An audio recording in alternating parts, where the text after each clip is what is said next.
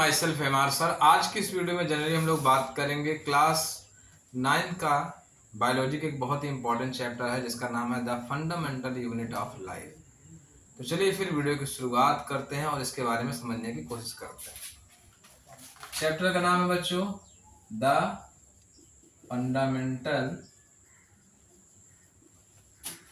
Unit of life. बच्चों जैसा कि आपको मालूम है कि अगर हम लोग बात करें किसी ह्यूमन बॉडी की तो मालूम चलता है किसी भी ह्यूमन बॉडी का जो स्ट्रक्चर बना हुआ है छोटे छोटे स्मॉलेस्ट सेल से मिलकर बना हुआ है। इसीलिए कहा जाता है cell is the structure and function unit of life. तो मतलब कहने का मतलब ये है कि इस चैप्टर में हम लोग बात करेंगे सेल के बारे में। तो चलिए फिर बात करते हैं सेल के बारे में। तो सेल की जब हम बात करते हैं कि व्हाट इज द सेल, तो कहा जाता है cell is the structure and functional unit of life.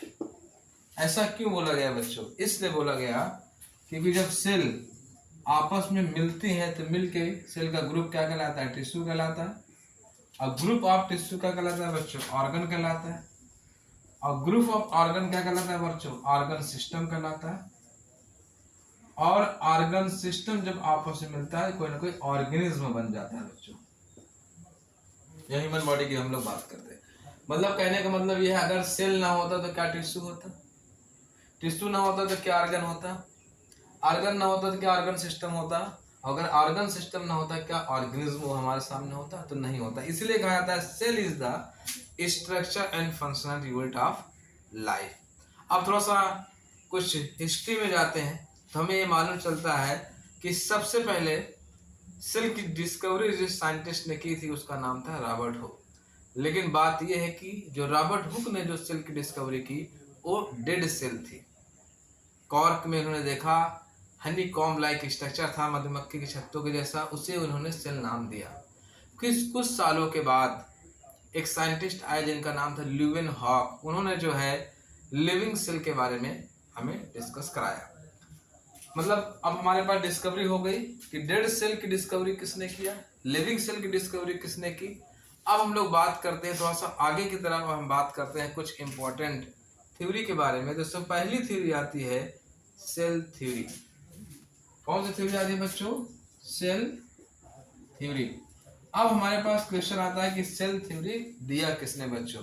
तो cell theory given by the Schleiden and Schwann. 1838-1839 की बात है। स्लाइडेन और स्वान ने सेल थ्योरी को दिया था। और सेल थ्योरी में तीन उन्होंने इंपॉर्टेंट टर्म यूज किए कि cell is the structure and functional unit of life, all organism is the made up of the cell and all cell arises from the pre existing cell.